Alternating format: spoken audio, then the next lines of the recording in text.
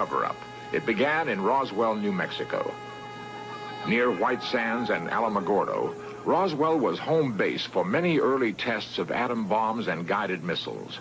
Here, also, the practice of military stonewalling may have been perpetrated.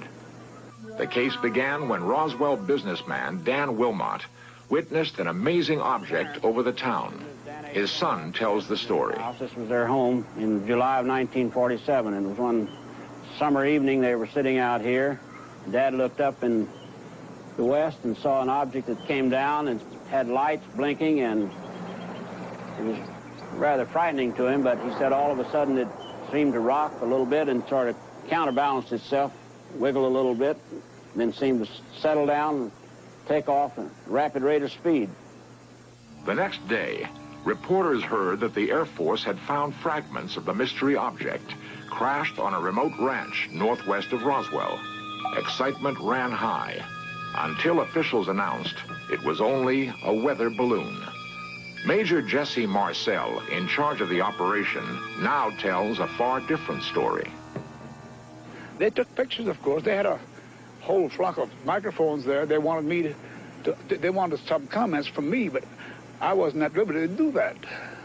So all I could do is keep my mouth shut.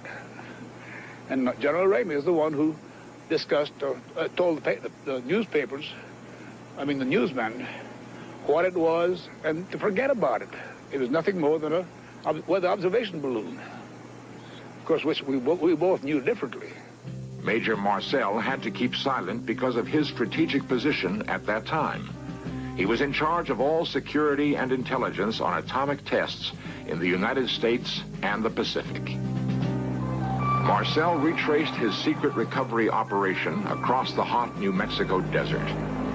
We left Roswell perhaps around 3:30 or 4 o'clock in the afternoon. As you can see, it's flat. It is very difficult. In fact, with just verbal directions, we never would have found it. We had to follow the rancher out there. The crash site was so remote, it took an entire day to drive there. The following morning, we went out to the site where the crash was. And what I saw, I couldn't believe.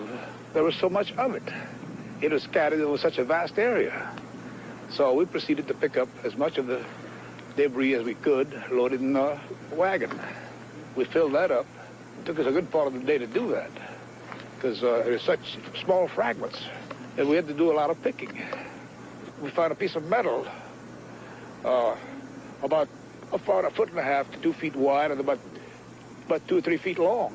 Felt like you had nothing in your hands. It wasn't any thicker than the foil out of a pack of cigarettes.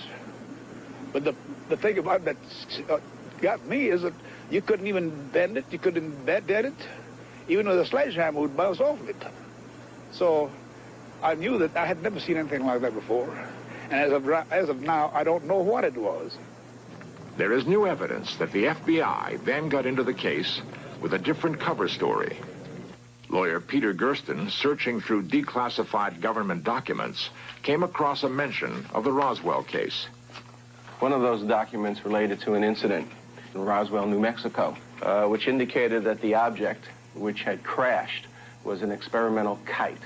The FBI investigated the incident and determined that it was terrestrial, that it was from an organization which had been doing research in experimental kites. What did crash in this desert? A UFO? A weather balloon? A radar-reflecting kite?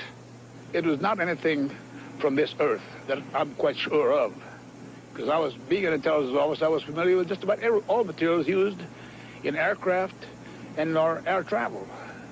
This is nothing like that. It could not be. It could not have been.